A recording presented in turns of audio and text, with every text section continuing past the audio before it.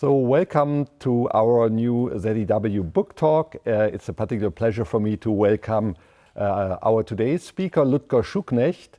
But before I introduce Ludger, let me thank our ZEW Förderkreis, the Sponsors Association for Science and Practice, for their support of our book talk series. So it's a pleasure to have Ludger Schuknecht with us. He's with us today from Singapore, where he's a visiting professor at the Lee Kuan Yew School of Public Policy. Ludger has a whole series of prestigious positions in his CV. So he was for 2 years a deputy Secretary General at the OECD. Before that, he served in the German Ministry of Finance from the years 2011 to 2018 as a chief economist. I think it's fair to say he had a big impact on the era of Wolfgang Schäuble as a German Minister of Finance in this period. Before that, he held positions at the European Central Bank, the World Trade Organization, and the International Monetary Fund. So it's amazing, this collection of national and international positions. He studied in the United States and Germany. He received his PhD at the University of Constance on a trade policy topic. And what I found also remarkable about Ludger is that he always kept close contacts to academia.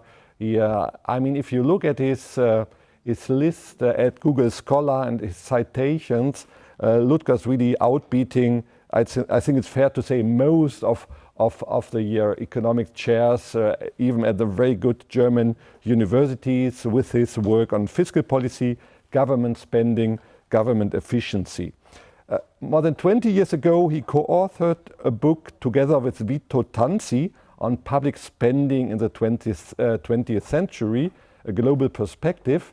And now, with today's book, he has come back to that topic. So now he has published on its own this very fascinating book on public spending and the role of the state, history, performance, risk and remedies. And this title already, I think, gives a first overview over the topics. And Ludger, we are really enthusiastic about having you with us. And I hand over to you without further ado so that you can give us an overview of your insights in this second major public finance book which you have authored. So please, the floor is yours. Thank you, Friedrich. It's a great pleasure to be invited to this ZEW series. And it's great to do this. Even here from Singapore, it's one of the things that one probably would not have thought about before the pandemic. So perhaps a little side benefit. You may hear during my talk in the background some loud rumbling. That is not the background music to my talk. It is a thunderstorm that is just taking place here. And I hope it's not going to be too loud. So just as a little warning, because sometimes, one wonders where the noise is coming from. So let me share the screen on the book. Here it is. The book basically does indeed what Friedrich has said. I mean, it starts with the history of public spending. In that sense, it is also an update of the book I did with Vito Tanzi 20 years ago. But then it goes a bit further in the discussion of the challenges over the efficiency and performance of governments, the fiscal risks that we have looking forward, and the role of rules and institutions in our public finance performance and public finance future. And I do take again, quite an international view, not totally global. The focus is mostly on advanced countries, although with some reference to emerging economies, which today, you cannot do without anymore. But the starting point is really the questions, okay, I mean, what do we want to get out of government? What we want from government is to provide basically the core goods and services, the rules of the game for a well-functioning economy and society. And in an earlier research, I did some correlations on, public spending versus trust in government, and government performance and trust in government. And I thought that trust in government is perhaps a good indicator of, so to speak, of whether government is doing a good job or not. If people trust government, they think it's doing a good job, and if not, then it isn't. And what this research shows is that there's a strong correlation between the good performance of government. You can measure that by infrastructure quality, education quality, rule of law, most importantly, and sound public finances, low debt. So there's a good correlation between that. And there is virtually no correlation between the public spending and also with social spending and trust in government. So I think that is kind of the starting point from which I tell the story of public spending. We need, it's not public spending per se, but it is what government does with the public spending. That is what matters.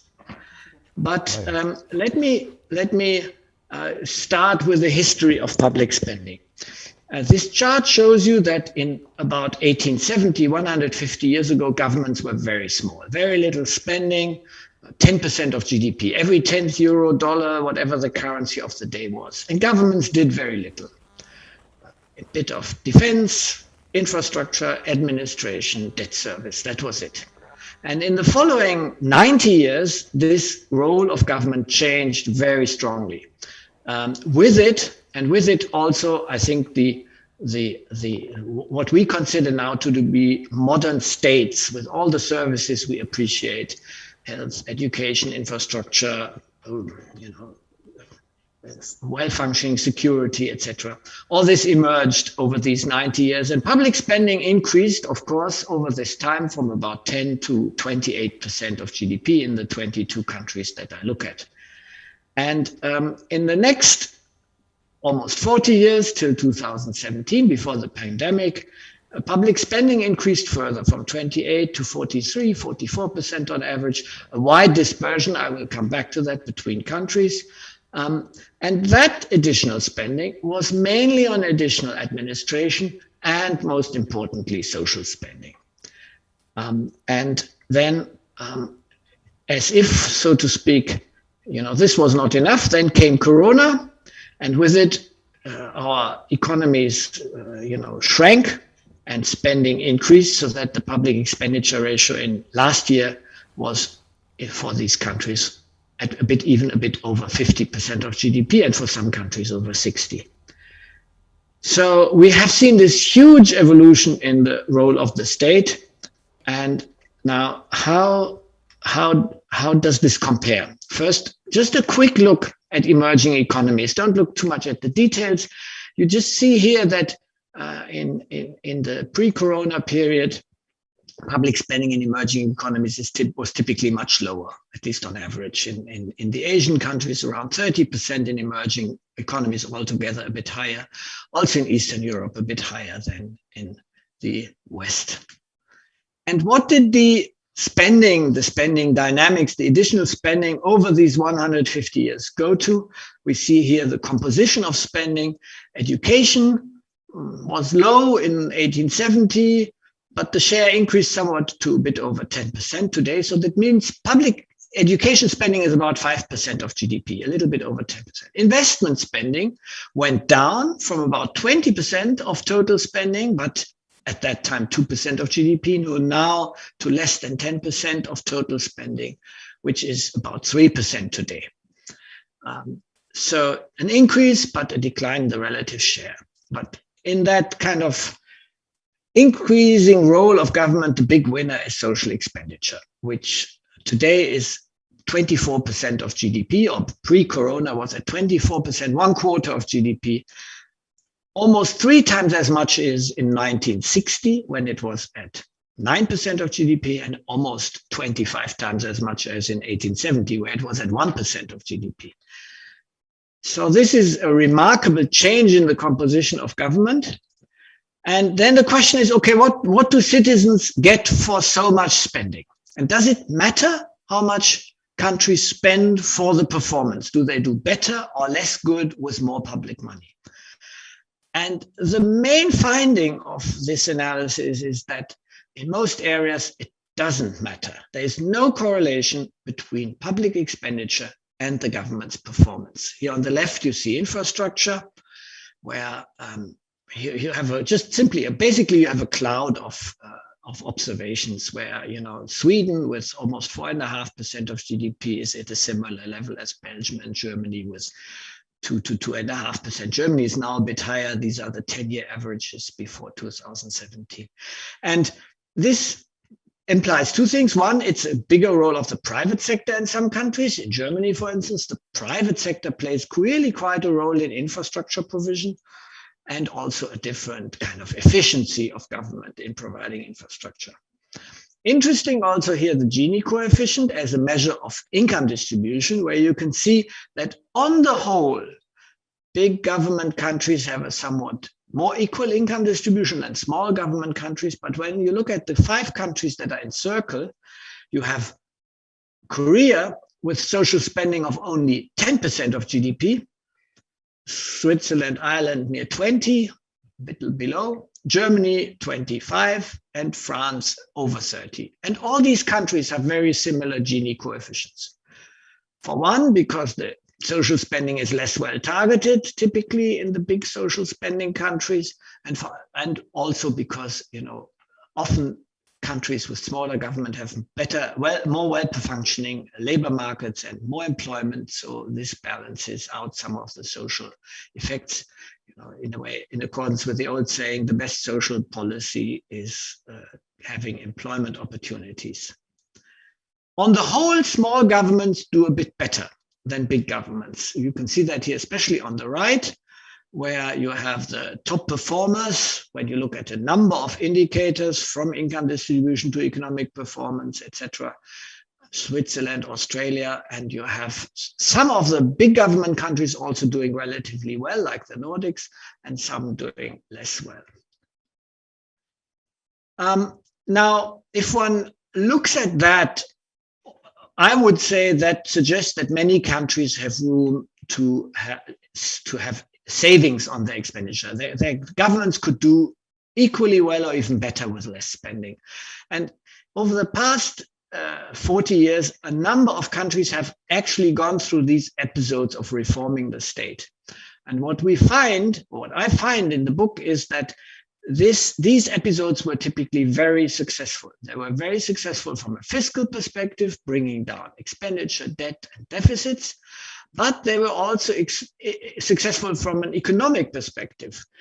Countries that did these ambitious reforms, they also performed better economically afterwards. And that is also true for the crisis countries of the 2010s.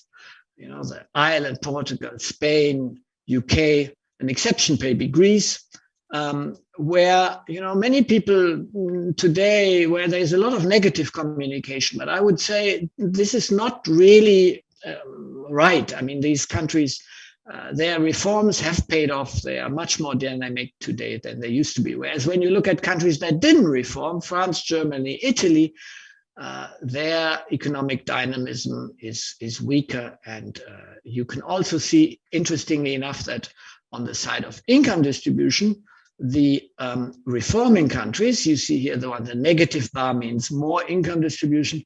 Ireland, Portugal, United Kingdom, despite these major reforms, now have more equal income distribution, whereas all the other countries, the non-reforming countries, but also Spain and Greece, have more unequal income distribution. So it's not true if people say, well, that these reforms, they come at the expense of social justice or whatever.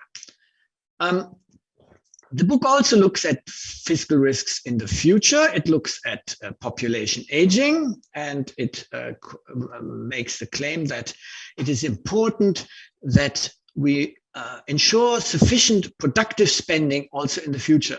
There's a risk that social spending always dominates in politics and drives out other spending. And one can see that for the past. And when you look at these columns on the left, they show the potential increase in public expenditure over the next decades for social security.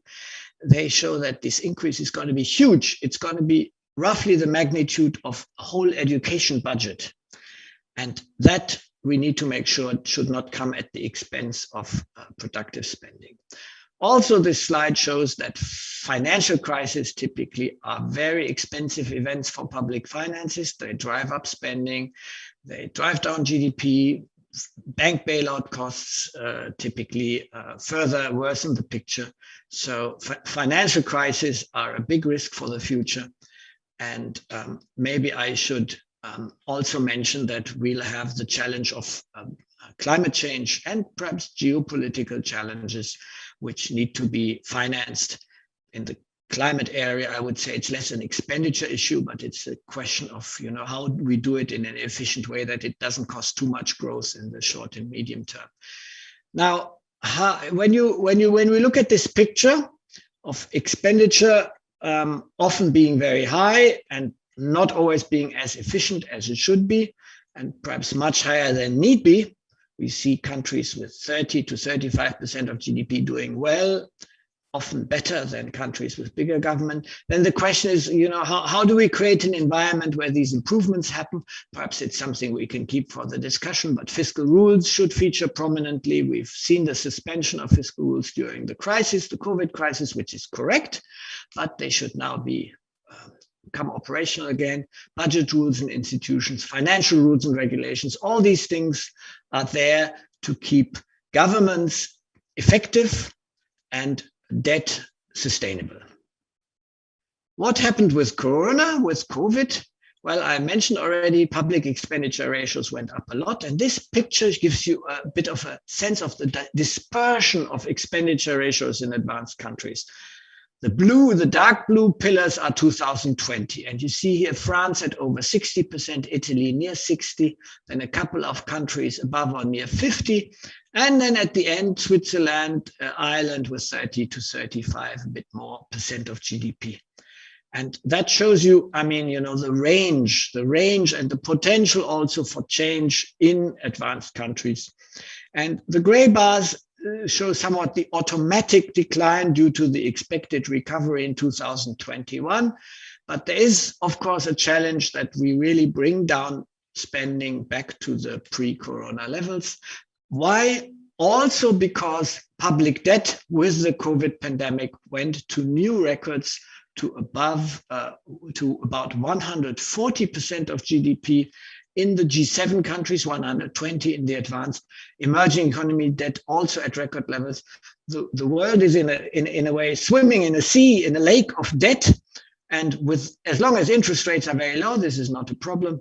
But for the long term, also giving the long-term challenges that I mentioned, this is something we need to keep an eye on. And to my mind, public expenditure reform should be one of the key mechanisms to bring down debt and to ensure that debt is sustainable. Also, this is very important because we, to my mind, need to protect central banks. Central banks have not only played a very important role in supporting, the economies in and before the crisis, but they've also taken on a very prominent role through their monetary policies in financing governments. And that, the asset purchases kind of automatically finance governments to the magnitude of near 100% of the new debt that was issued in the euro area. They are now major holders of government debt. And that is all fine as long as it can be reversed when the economy normalizes and when monetary policies normalize. But they create this exposure of central banks also creates risk that politicians start relying on it. So let me conclude. Huge growth of government, a lot of it to our benefit, big difference in performance and efficiency that suggests that there is significant scope for expenditure reductions. We have fiscal risks from population aging and in the financial sphere. And in order to master the challenges of the future, I would say we need better and certainly not more spending. We need to return to rules-based policy making, and we need all that in order to have good growth and good, strong opportunities for people, but also to maintain what I mentioned at the beginning, trust in our governments. Yeah, thanks, Ludger. Thanks a lot for this very concise overview over your fascinating book. So let me start with the first question. So you had written this this first comprehensive book 20 years ago, and when you reread your older book now with the experience of the 20 years, and now that you have had another deep look, what were the surprises? So backward looking. So what didn't you really expect, or were there positive surprises in the sense that the fiscal development was much better, or government reform speed was much better? I think in the year 2000 we were unable to foresee, for example, the potential of e-government, digital technologies, and so on. On the other hand, of course, I guess you didn't forecast the financial crisis, you were a debt crisis. So looking back, what were the big surprises that now also inspired your book? I would say there are perhaps three. The first is, at the time we had expected that government spending would not grow further as a share of GDP, perhaps even go down further. It was the late 90s, the mid to late 90s. It was really a period where there was strong faith in the market. And it was the time of the convergence towards the euro area, and a lot of governments either had undertaken reform, were undertaking reforms, and there was this consensus that governments should be lean and efficient. And in the last 20 years, we have seen a reversal to a more kind of activist and bigger government approach. The increase is not huge, but for 20 years, I think primary spending, so spending without interest, before COVID went up 3% of GDP. That's not little. That's just about the size of a total investment budget. So, and all of that spending was on social spending. All of that additional spending was social spending. So that we did not predict, but it makes kind of sense from a political economy perspective. That shift towards more activist policies, given the experiences before, and perhaps also to some extent the experiences now after the global financial crisis, I don't know. I did not expect that.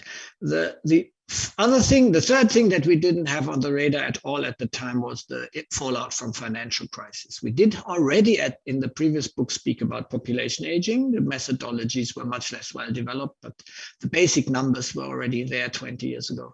But nobody had on the radar the possibility of financial crisis really impacting very strongly on Western budgets. And even though we had the Swedish crisis before, it already happened. But we didn't discuss it much in the previous book. And the magnitude of increases that we had with countries like Spain, Portugal, Ireland, I mean, this was also much, much more than happened earlier in Sweden or Finland, similar crises. All these are kind of negative surprises. I mean, wasn't there one big positive surprise, which is the downward trend of the real interest rate, that the government have paid to finance all the debt. I mean, you have this nice, impressive chart about the build-up of the debt levels, but in the year 2020, I think we look at the debt level of 100%, maybe much more relaxed than we would have looked at it in the year 2000, given this downward trend in the real interest rate, I think, which is more than just a monetary policy phenomenon when you look at the really long-run trend. So isn't this a key argument to be a bit more relaxed and be more optimistic about the sustainability of all these developments? This is good point. I mean, point taken. And I should also say that there's a lot of commonalities in the views today. I don't think that anybody would doubt the importance of an efficient state, and nobody doubts the challenges from population aging and so on. But it's true that there is more debate over whether we are in a more favorable environment due to the low interest rates and can afford more debt, or whether this is kind of more of a temptation, which is not going to last.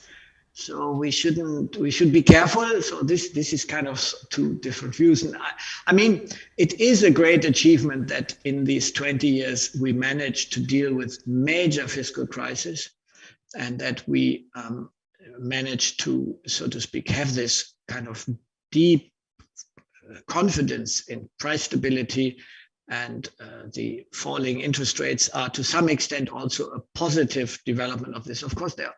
Again, the question is whether this environment that we're in now, where the monetary policies have been so expansionary that they involved the purchase of assets, whether this is not also something that has negative side effects. There is quite a debate on that. But it's true. Probably today, the old IMF thresholds of unsafe debt, 40% for emerging economies, 60% for advanced countries, one can probably see a bit more relaxed. Although I should warn, Spain got in trouble in the global financial crisis with debt below 60%, Ireland too, because their financial sectors were not in good shape. So, if there's one thing, perhaps there is no magic number anymore, and it's all a bit conditional. But it is true that that we are finding ourselves with much higher debt levels that are easily financeable right now, and that we can be quite relaxed about. Still looking forward, the challenges. Yeah. I mean, you rightly emphasize the importance of growth-oriented, future-oriented spending. So to protect the growth, which is so essential to keep the debt sustainable. One other thing which I almost find provocative in your book, that you have this strong view on that there's a kind of optimum size of the government. You indicate a certain range, 30, 35 to 40% or so. I mean, economists, wouldn't we always say, well, this is all about preferences? So we have Swedish preferences about the intensity of redistribution. We may have more Anglo-Saxon preferences on that. I mean, can we seriously expect that all this results in a more or less equal level of the optimum size of the government? I mean, if you could develop that a bit more. No, Friedrich, I mean, you're right. And I think I put in a lot of caveats, but the very fact that I state such a range is provocative by itself already. And perhaps, yeah, I mean, it's good to discuss this. I think it's good to discuss how much spending we really need to do what we want to do. Because a lot of the spending that we see is not the conscious decision of the electorate from policymakers. It's generations of policies piled up on top of each other. We have a lot of policy inconsistencies. We have a lot of policy inefficiencies. And this kind of discussion on what governments should do and what instruments it should use and how much money it really needs for that, I think is an important discussion to have after decades where we've just basically kind of moved on a day-by-day basis and rarely taken strategic choices. The last time in Germany was a bit under Schröder, when they strategically did a lot of structural reforms and cut back spending in a number of areas. A number of countries have done that, as I mentioned, in the 2010s, in the 90s, and the 80s. But yeah, well, when I came to Singapore, the first comment I got was, how can you say that spending should be 30 to 35%? We have only 18, and even in the crisis, we only got to 28. Now all my people will say I should spend more. And look around, things are going really well. So, Singapore is doing with less, and I get some criticism here. Ludger, I was thinking about Singapore. When I heard you were moving to Singapore, I thought about the taboo model, in public finance, according to which people move to that government which is closest to their preferences. But on Singapore and the low government spending ratio, is it some services that you miss, that you have the perception, well, here I would rather prefer more European levels of spending? The big difference is really the welfare state. The pension system is funded, which means that pensions are not quite as high as in Germany. There is a big defined contribution component in there, and you see a lot of old people working part-time or even full-time to top up their pensions, often because they are bored, as they say, but probably also because they can well use the additional money. The health system is a lot more market-based with own contributions and so on. Would I say that I miss this? No, for me not. Would normal people perhaps prefer to be in a single or double room instead of 5 people in one room? Perhaps, but it's a question of choices, and people here save basically for their even the health insurance is partly a savings-based system. So I think the system is less generous, but it has better incentives. So I mean, this is a well-functioning country as well-functioning as any country in Europe.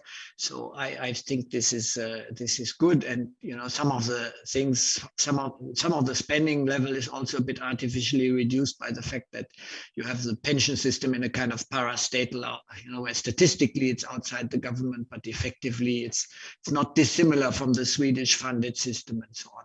So, but generally, I think the point I made about emerging economies like Korea also spending of below 30%, very good shape, good government services.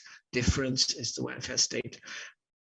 One has to also think a bit from the perspective of the financing side. What does it mean to have low spending or high spending? It means high taxes, high social contributions. It means possibly more distortions, less innovation, less dynamism. And I do see a bit of that also, that, this, on the one hand, we have a great sense of security, and I think a lot of our creativity and societal dynamism is kind of based on a relatively stable and secure system. But on the other hand, when you look at economic dynamism, and the vibrancy of the system, and the incentives it creates for people to do better, to better their own lives with their own efforts, that we can also learn from that. So I think there is really quite some scope for mutual learning that is reflected in these numbers. And in a way, the optimal size of government of 30, 35, whatever percent is also a bit of a reflection of the kind of society. The risk of us becoming a bit too saturated, too slow in our societies. Mind you, the Swedes or the Scandinavians managed to combine dynamism relatively well with big government. So there is no one size fits all, but I think it's worth the reflection. And I think, what's really essential also to understand your book is really that your point is so much on efficiency. So it's in the end not so much the level of spending, but how efficiently is it spent, right? And on efficiency, and the anchor and trust. That it's not la pour la, it's not some kind of cold-hearted efficiency, but it matters because a government that performs well, people trust in. So it is also good for our stability, for our societal stability. And a well-performing government is also best for the poor because it provides opportunities to better their lives. A poorly functioning government is the worst for the poor. Yeah, I found this idea really fascinating in your book. This idea of the virtuous cycle, the virtuous circle from high government efficiency, a trusting population.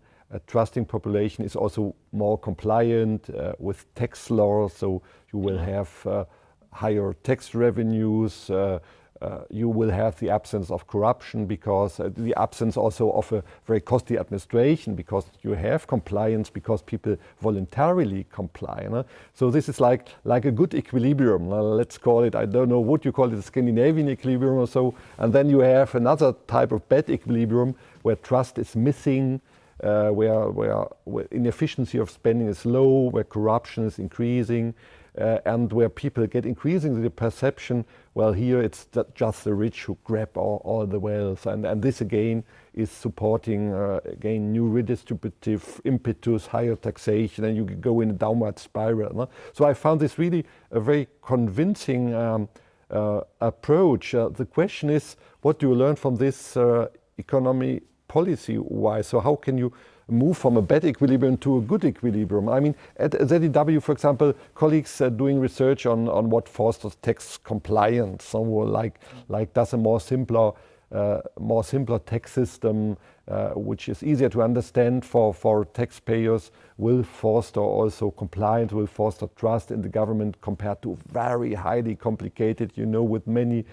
clauses and so on. So what is your take on this? How do you get from the bad, low trust environment, low efficiency environment to the good, high trust, high efficiency, lean government equilibrium?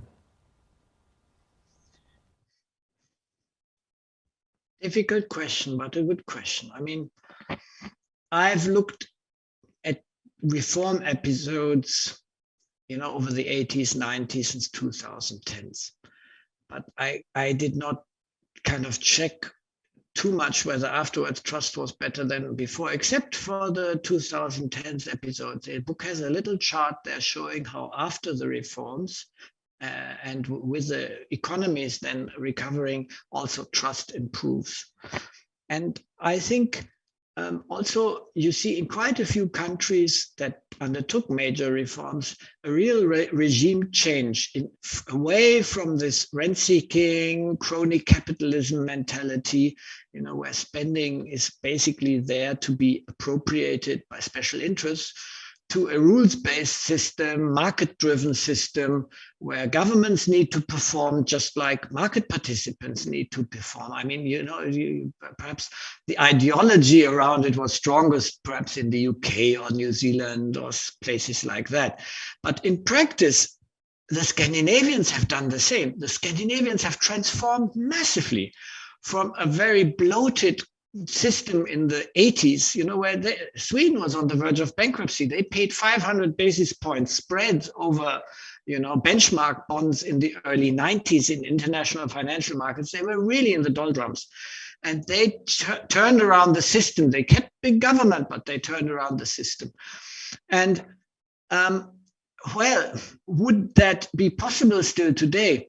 I think there are two issues that matter. First, the ideas that dominate our thinking. I mean, unfortunately, we seem to be now in a mindset where, more industrial policies, more spending will solve things. I mean, if governments have been inefficient in the past, with the institutional framework they have, why should additional spending improve things? Why should additional investment spending improve things if governments in the past were not able to produce the project pipeline, the investment pipeline? And there's plenty of private money around with which we could finance infrastructure projects. We don't need more public money. We need better governance, better institutions. And I think that, in a way, is the focus that we should return to this focus a bit in our debate and away from the kind of macro fine-tuning perspective. And the other thing is political economy. And there, I'm afraid to say, when you look at the reform episodes, almost all these countries were pretty much at the brink, including Germany in the late 90s, early 2000s. People basically realized that they couldn't go on like this. And we are not yet at that point. So I don't think that much will happen. But in principle, we should get prepared, because we know that with these high debt ratios and at some point monetary environment will change. So we will get back to that point.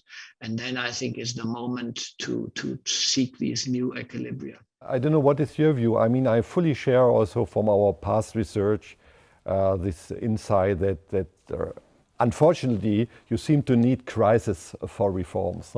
But now the corona crisis is a very different type of animal, because here we have the dominating narrative. It's not the fault of the countries, it's an exogenous event. So all this economic downturn, it has been the virus, and you can't complain, you can't accuse any government. I would say, or I don't know what is your take on that, I would say that's a very incomplete view, because I mean, the condition, the resilience on the eve of the pandemic has been very different, and this is endogenous. So it's determined by policymakers, it's determined by voters. So the state of public finance, but also the flexibility of a public administration and everything. So I'm a bit afraid that we might miss a chance of the Corona crisis for another reform push. So what is your view on that? I agree, but it will come with a delay because the problems will come with a delay. I mean, we have now basically used a lot of the fiscal room for maneuver. I mean, in terms of debt levels, we've been set back by a full crisis. I mean, that is up 20% of GDP. Now, the monetary policy environment prevents us from seeing any effective fiscal crisis. We would probably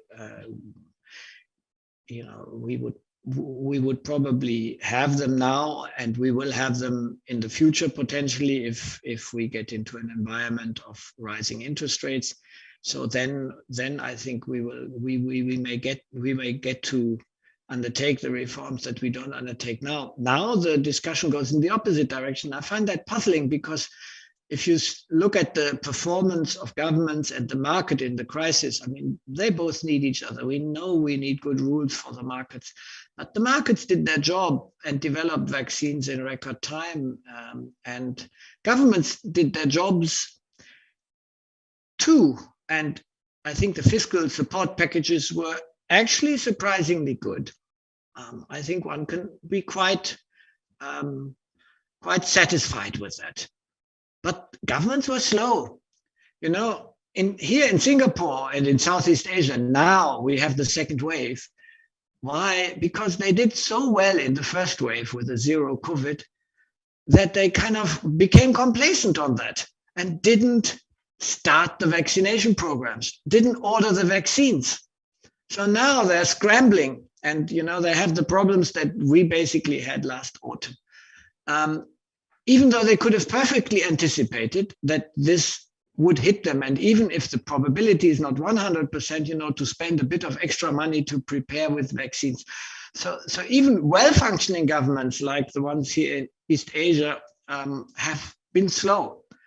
And to hear, Ludger, that's good to hear. And that not just European governments are slow, but also the dynamic Asian countries are slow. I mean, you have quite a positive tone on these Corona packages. I mean, you're also an expert on European policies. No? You have been with Central Bank, German Minister of Finance. I mean, let's maybe also have a short look at how you assess the European fiscal approach. Now, we have this big innovation. Here, it's true that the crisis was the opener for big reforms. The question is how beneficial they are. So the big reform I'm talking about is the Next Generation EU Fund, which is now fully financed from EU debt that is guaranteed by the EU budget and indirectly guaranteed by the member state who promise the EU budget to pay for it if, for example, there are defaults on the side of the creditors.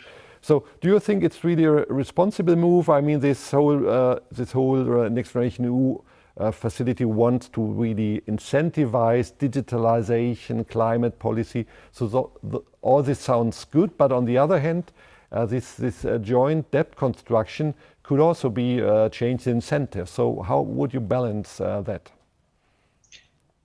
I mean, I think the European governments were in a terrible situation in the early Corona period, not only because of the pandemic, but there was really the risk of an Italian debt crisis coming on top of the Corona crisis, where Italy was also one of the hardest hit countries, and the debate started, I think, also to become really negative, given that this was indeed even though you're right, the consequences were somewhat endogenous, but I mean, it hit everybody. And that at that point, so to speak, Italy was at risk of a fiscal crisis because, the financial markets were in turmoil, etc.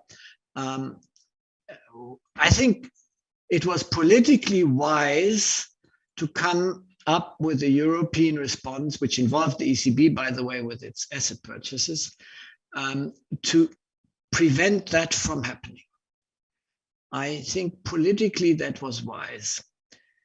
It was also a good decision to give grants as a carrot, to give them for productive spending and reforms. What to my mind was, from that angle, perhaps could have been done better, is to acknowledge that for some countries, the main challenge was not the need for additional spending. Because, even in Italy, the lack of infrastructure is not really the consequence of a lack of public money. It's governance, it's processes, lengthy, etc. Just like in Germany. For some countries, I think it would have been simply better to use the money for deficit reduction and debt reduction, or maybe even tax cuts, at least temporary. Well, although that's difficult. But okay, good. Now you can say that the additional spending that is monitored under the EU is not all really additional spending, because some of it is just shifted into this package. So fine. But the positive side of it is that it's monitored. It's a carrot. Hopefully, it is actually now followed through. I'm at two minds. When I look at Italy, I think one really sees the clear will of Draghi to use this opportunity and bring the country forward, but that's not the case for all the countries. But Italy is certainly the most important one where this should happen. And then on the financing side, if you allow me to speak a little bit longer on that, to issue European debt for this as a one-off under Article 122 and in the EU context, not just the euro area context, I think had quite a few things going for itself, in the sense that it is potentially in compliance with the constitutions of the member countries. It is a real crisis, and it was a strong signal. And you wonder how else it should have been financed. Tricky. ESM, well, you probably, that money is for country-specific reform programs with conditionality. You don't want to blow it on this. So I can't think of something better. What does bother me about this is two things. First, this de facto joint and several liability. One could have knit that differently. That each and every country can potentially be liable for the whole thing is in the financing regulations is really I don't know whether that was necessary. It's a big potential, but it's a game changer potentially in combination with the second problem, that the day this was agreed, some European politicians and one leading central banker, the head of the ECB, immediately demanded for this to become a permanent or at least a repetitive mechanism. And, then you wonder, okay, we want the rule of law, we want support for this from all citizens in Europe. I mean, can't you at least wait with this demand till the next crisis and not do it kind of on the eve of signing the support package for this one? So it creates a bit of a bad aftertaste, where perhaps one should relax a bit, because, a lot of these remarks are for the domestic political audiences. So the Italians speak for their audiences, and the French for their audiences, and the Germans for theirs. And one should perhaps have a bit more confidence in the European policy framework. But still, it's a risk. As you say, it's a potential game changer and a risk. Ludger, a different dimension or a different access to what you're writing. So, I mean, you emphasize very much the efficiency and the structure of spending, but you didn't go so deeply into this federal discussion. I mean, you have co-authored with Alberto Alesina, I think it's one of your most authored papers on what the EU should do, and we must say the ZEW, we owe a lot to this because we have then taken this up and elaborated on this, on added value check. So where could Europe do or provide more potential compared to the member states? I think practically everything what we have written down was in Ludger Schuknecht, so to say. So when you look at spending, Europe, it's increasingly not a question, should we spend more or less, but where should we spend? So should the money be spent on the national level, or should it be spent on the European level? And both you and your paper, and we confirm that, I think we agree that there's a big potential for Europe to shift spending, for example, on defense, on migration, on climate policy from the national to the European level. So isn't this really a topic where a dimension where much more should be done in order to further increase the efficiency of the public sector? Yes, in principle, yes. In principle, Practice? Yes. Look at the European level. There are good reasons to argue for a kind of a more European foreign policy, even defense policy. But it boils down in a way also to a matter of trust, and that means it takes time, and it boils down to the question of, even if we want to provide this common public good, does it have to be at the European budget level? It doesn't necessarily, because the financing could also be done by kind of an allocation mechanism from the national governments. What does it really mean, to have a European foreign policy? It's really decision making. It doesn't necessarily mean that nobody has an embassy anymore. Bavaria has an embassy in Brussels, or a kind of representation. And of course, Germany would continue to have representations in other countries. So I think it is also a bit a question. It's perhaps less a question of, so to speak, at the time in this paper, we argued a bit differently, but today I would say, the key is that you identify the policy objective, and then you develop the governance structure that achieves the policy objective, and then provides the financing in a manner that is, efficient and sustainable for that objective. And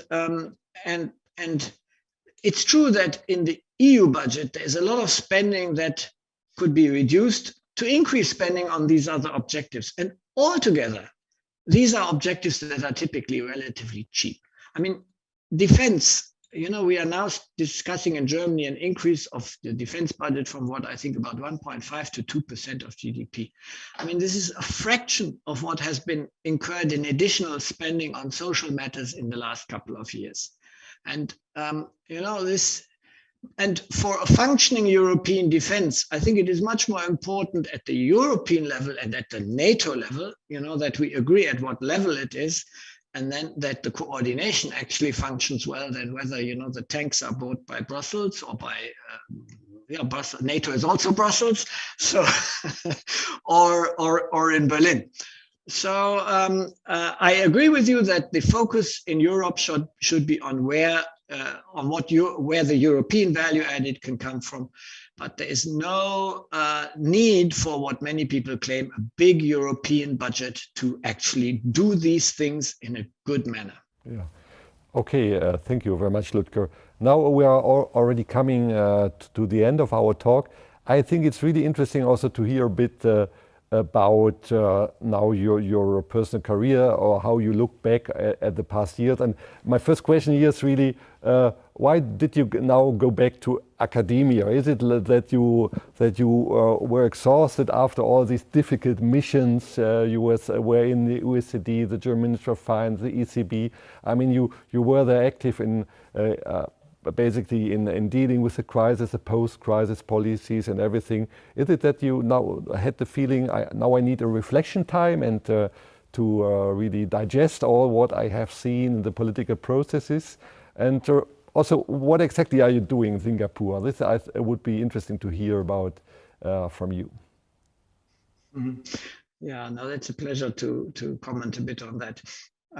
no, the 7 years at the German Ministry of Finance were really a great time, a fascinating time. And I loved to work for Schäuble. And we had a great team there with my boss, Thomas Steffen, and many of the other colleagues, some of them still there.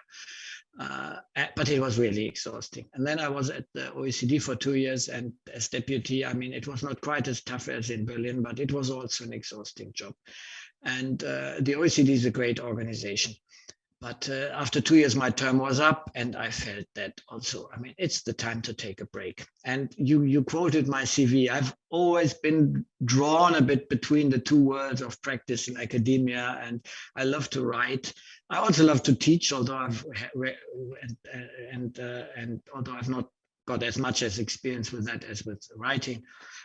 So then this interest and offer from Singapore came, and I thought, wow. And you know, my wife and I, we've wanted to live and work in Asia. You know, we've thought about this for a long time, and then this opportunity came to do it in one of the most exciting and interesting places of Asia. And so then we took this up. And what am I doing here? Well, right now it's the semester holidays, so I'm doing research and giving talks. But also, you know, the government has contacted me with some, you know, meetings and requests, and private sector, financial sector people. I'm quite engaged there, and so yeah, it's a great compliment. It's a great continuation, to my mind, of what I've done before. And it doesn't necessarily mean that I don't go back to an more operational job again. Mm-hmm. And I would also be interested to hear, what is the perspective of your colleagues there in Singapore, of your professor colleagues on the European Union as such? So I mean, we sometimes we see ourselves here in Europe as a continent with a lot of problems. I mean, what is the outside view on the European Union as it is today? I would say that the focus in this region is clearly on the US and China.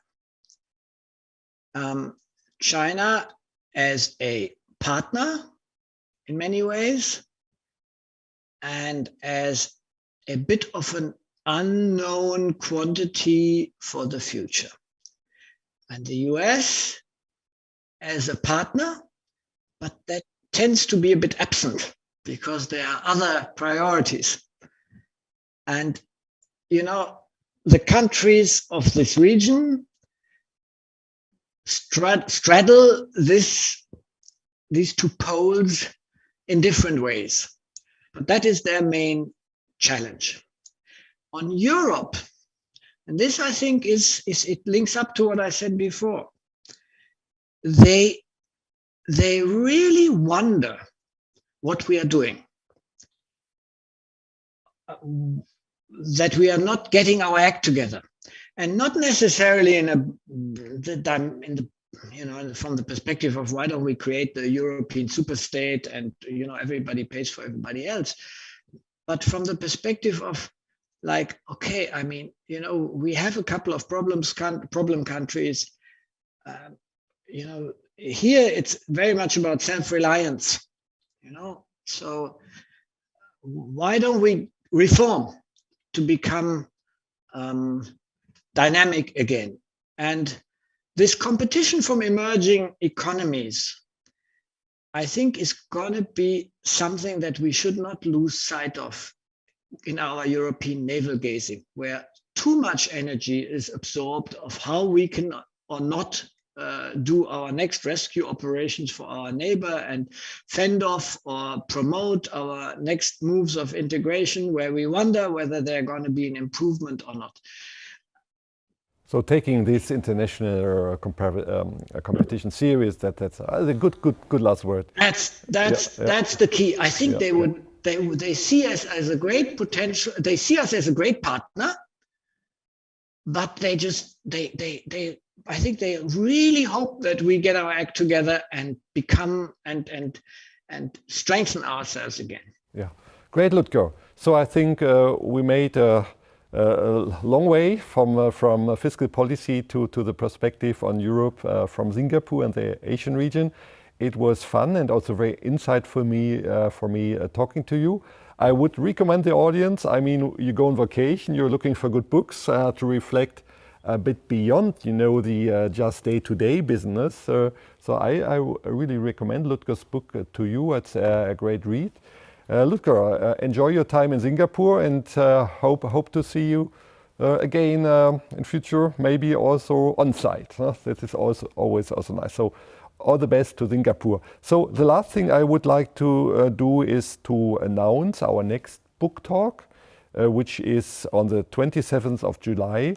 Joel Slamrod, Michael Keane and will present their book on rebellion, rascals and revenue, tax follies and wisdom through the ages.